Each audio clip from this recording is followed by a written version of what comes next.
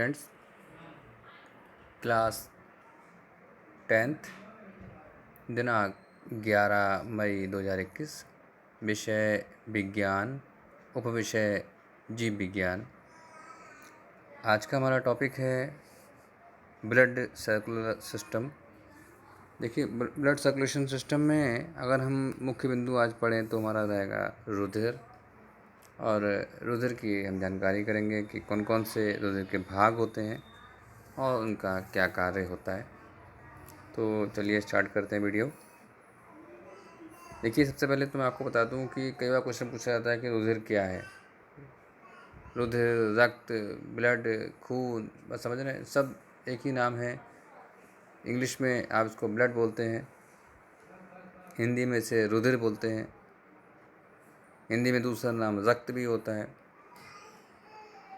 ठीक है। सामान्य भाषा में इसे हम खून बोलते हैं।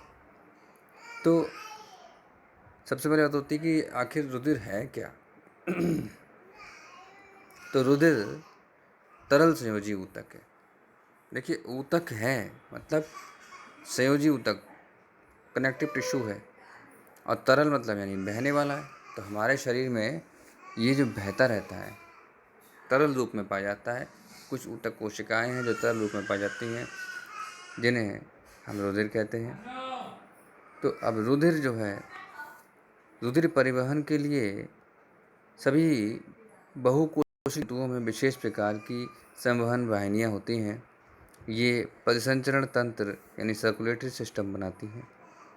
मनुष्य में परिसंचरण तंत्र में रुधिर परिवहन तथा लिम्फ तंत्र आते हैं। रुधिर परिसंचरण तंत्र में आने वाले निम्नलिखित अंग सम्मिलित हैं। सबसे पहला है रुधिर। आज हम चर्चा कर रहे हैं रुधिर की, तो सबसे पहले रुधिर पढ़ते हैं। तो रुधिर जो है क्या है, तरल संयोजी ऊतक है। इसके तरल माध्यम को प्लाज्मा तथा उसमें पाई जाने वाली कोशिकाओं को रुधिर कणिकाएं कहते हैं। अर्थात रुधिर के दो भाग हैं। एक है प्लाज्मा, आप इसमें देख भी रहे होंगे प्लाज्मा, जो द्रव्य जो आप देख रहे हो इसी रुधिर के अंदर है, जो आप हल्का मटमैला पीले कलर का, तो ये प्लाज्मा है। और जितने भी बाकी आप पार्टिकल्स देख रहे हो, कणिकाएं हैं, ये सब क्या है, रुधिर कणिकाएं हैं, रुधिर में पाए जाने वाले कण हैं। ये कण अलग अलग प्रकार के होते हैं। चलिए बात कर लेते हैं कि मुख्यतः रुधिर को कितने भागों में बांटा गया है। तो दो भागों में बांटा गया है। पहला भाग है प्लाज्मा, दूसरा भाग है रुधिर कणिकाएं या रुधिराणु, जिनको हम ब्लड कार्पसल्स भी कहते हैं। अब बात करते हैं प्लाज्मा की। तो प्लाज्मा क्या है, हल्के पीले रंग का तरल है, जैसा कि आप वीडियो में देख भी रहे हैं, चित्र में दिखाई दे रहा होगा आपको, जिसमें लगभग 90% जल होता है और 10% कार्बनिक तथा अकार्बनिक यौगिक घुले रहते हैं, इनऑर्गेनिक और ऑर्गेनिक, ठीक है। और एक खास बात और भी होती है, लगभग 55% होता है ये, लगभग 55%, मतलब समस्त रुधिर 100% रुधिर का 55% भाग जो है प्लाज्मा बनाता है। प्लाज्मा में पचे हुए पोषक पदार्थ जैसे ग्लूकोज, अमीनो अम्ल तथा वसा अम्ल, रुधिर प्रोटीन्स, हार्मोन्स, उत्सर्जी पदार्थ, एंजाइम्स, एंटीबॉडीज़ आदि घुले होते हैं।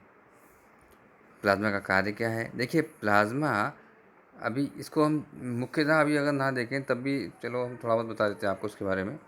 प्लाज्मा ऊतकों की कोशिकाओं को भोज्य पदार्थ तथा ऑक्सीजन पहुंचाता है।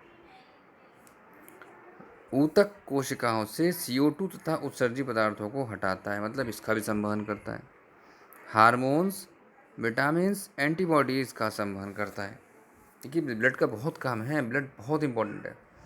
शरीर के ताप का नियंत्रण भी करता है।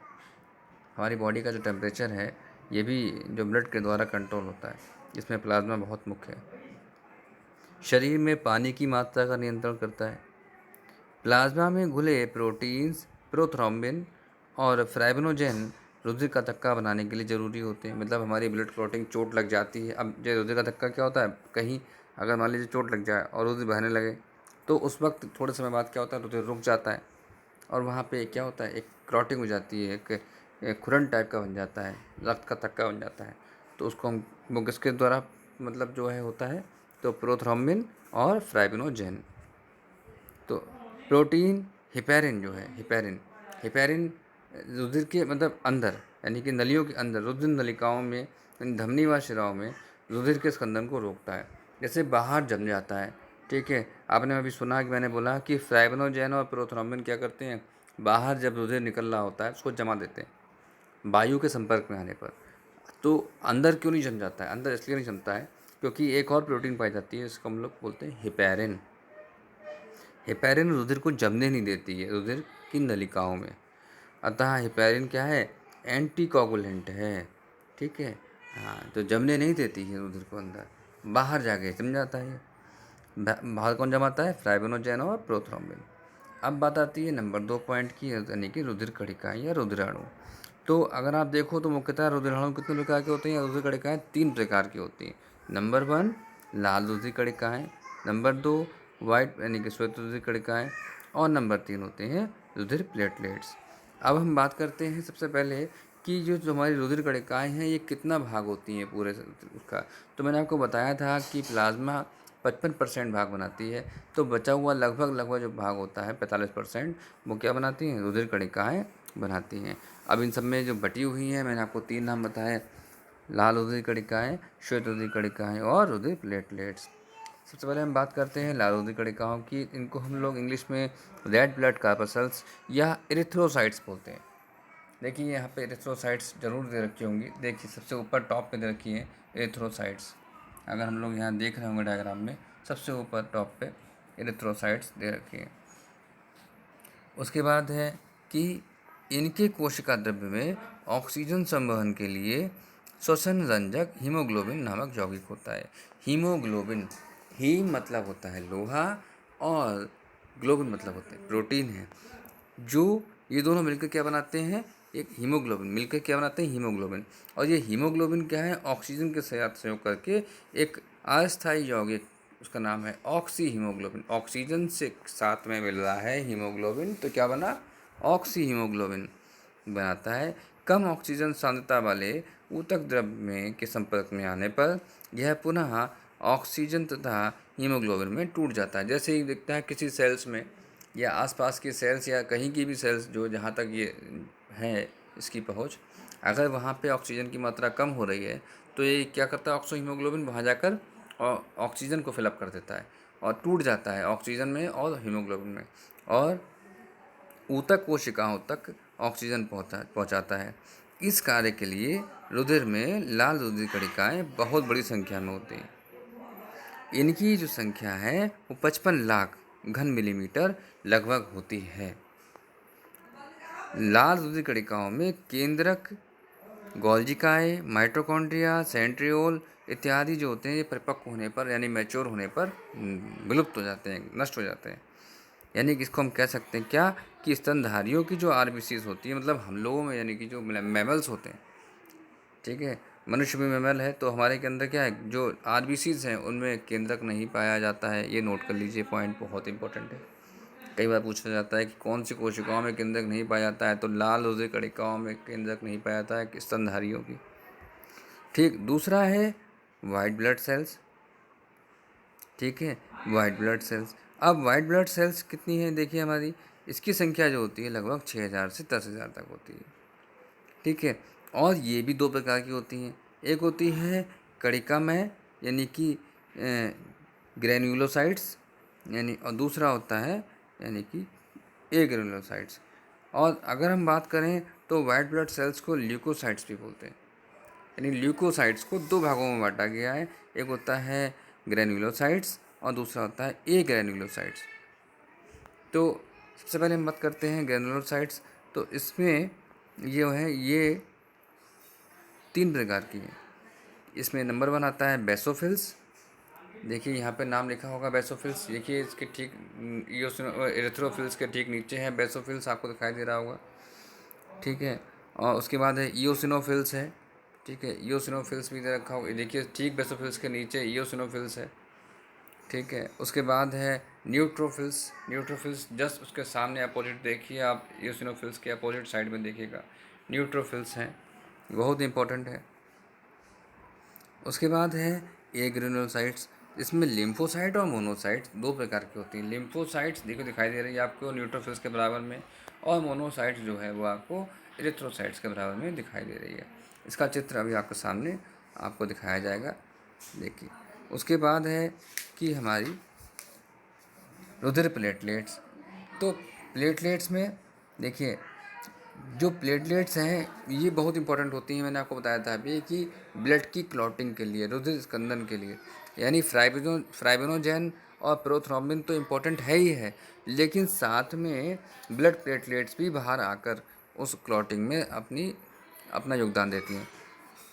तो रुधिर के अंदर इनकी संख्या कितनी, लगभग 2 लाख से 5 लाख तक होती है। 2 लाख से 5 लाख तक, यानी 2.5 लाख से लेकर लगभग 2 से लेकर और 5 लाख तक होती है। ज़रूरी नहीं है 5 लाख ही हो, किसी किसी में 2.5 लाख होती है। आप लोगों ने सुना होगा कि प्लेटलेट्स डाउन हो जाती है, जैसे आपको डेंगू बुखार में प्लेटलेट्स डाउन, तो यही वो प्लेटलेट्स हैं जो डाउन हो जाती है। नीचे आप देख रहे होंगे प्लेटलेट्स कैसे एक कांटेदार जैसे आपको दिखाई दे रही होगी।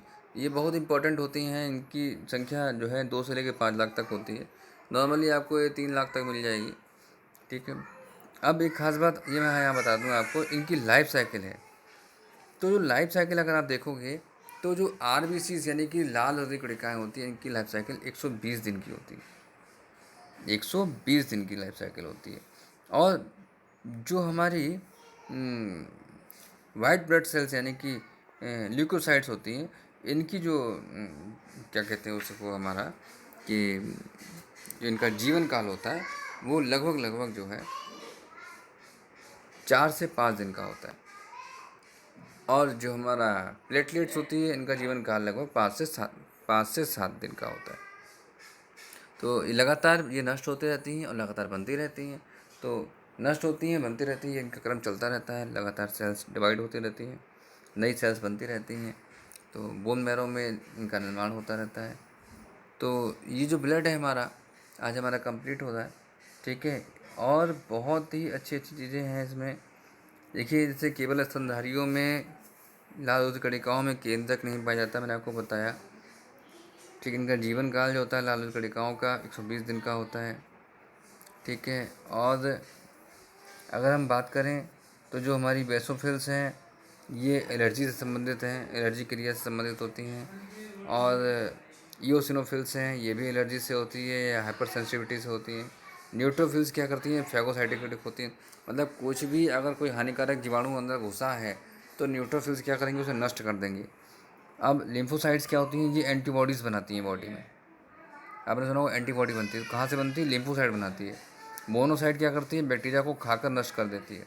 मोनोसाइट भी अच्छी होनी चाहिए हमारी बॉडी में। तो मोनोसाइट और न्यूट्रोफिल्स तो बहुत इंपॉर्टेंट है, समझे। तो ये और प्लेटलेट्स तो मैंने आपको बता ही दिया, ये लगातार क्लॉटिंग करती है। तो अगर कहीं चोट लग जाती है तो ये बहुत इंपॉर्टेंट है, बाहर आकर रुधिर के साथ प्लाज्मा की एक बूंद आती है, ठीक है। और प्लेटलेट्स होती हैं, प्रोथ्रोम्बिन होता है और फाइब्रिनोजेन होता है। तो और हवा के संपर्क में आके ये क्या करती है, वहाँ पे एक धागे नुमा संरचना बनाकर ब्लड क्लॉट कर देती है, ठीक। तो अभी आप लोगों को आशा करता हूँ कि पूरी वीडियो क्लियर हो गई होगी। उसके बाद कुछ चित्र यहाँ दिखाया जा रहा है आपको, ये चित्र भी आपको बनाने हैं। वहाँ पे मोनोसाइट्स दिखाई दे रहे होंगे आपको किस प्रकार के हैं, लिम्फोसाइट दिखाई दे रहे होंगे आपको, न्यूट्रोफिल्स दिखाई दे रहे हैं आपको सामने देखिएगा, और ईओसिनोफिल्स दिखाई दे रहे हैं आपको, बेसोफिल्स दिखाई दे रहे हैं, और मैक्रोफेज अवस्था इसकी है। और उसके बाद एरिथ्रोसाइट्स हैं और प्लेटलेट्स हैं। मैं यहाँ पे आपको फिर से एक बार क्लियर कर देता हूँ। देखिए, रुधिराणु जो हैं यानी कि जो ब्लड कार्पसल्स वो हैं, वो कितने प्रकार के हैं, 3 प्रकार के हैं। पूरा ब्लड 2 प्रकार का है, number 1 plasma, number 2 blood corpuscles यानी कि रुधिर कोश कणिकाएँ। फिर रुधिर कणिकाएँ कितने प्रकार की हैं, 3 प्रकार की हैं, लाल रुधिर कणिकाएँ, श्वेत रुधिर कणिकाएँ और रुधिर प्लेटलेट्स। अब श्वेत रुधिर कणिकाएँ कितने प्रकार की हैं, 2 प्रकार की हैं, ग्रैनुलर और एग्रैनुलर। अब ग्रैनुलर में कौन कौन सी हैं, बेसोफिल्स, ईओसिनोफिल्स और न्यूट्रोफिल्स। ये देखिए तीनों लगातार लाइन से लगी हुई हैं। और एग्रैनुलर कौन सी है, लिम्फोसाइट और मोनोसाइट। ये ऊपर वाली दिखाई दे रही है आपको, ऊपर वाली जितनी भी हैं सब क्या हैं, वो सब के सब हमारी श्वेत रुधिर कणिका यानी कि WBCs हैं। इनको हम लोग कॉमन रूप में अगर सबको बोले, पाँचों को, ऊपर वाली को, तो क्या है, ल्यूकोसाइट्स हैं। और नीचे कौन सी है हमारी एथ्रोसाइट्स, यानी कि हमारी लाल वाली कोशिकाएँ हैं जो लाल रंग की दिखाई दे रही हैं आपको। कुछ उभयबत्तल होती हैं, जैसे आप लोगों ने कुछ टॉफ़ी टाइप की देखी होगी, उस टाइप का होता है। और प्लेटलेट्स आपको दिखाई दे रही हैं सामने, जिसके बारे में हमने चर्चा करी है। तो ये आज का हमारा टॉपिक रहा। आप लोग, आशा करता हूँ समझ में आएगा पूरा टॉपिक। ठीक है, इसको आप बनाइएगा, आप कॉपी में याद भी कर लीजिएगा, बहुत इंपॉर्टेंट है, हमेशा पूछा जाता है। धन्यवाद।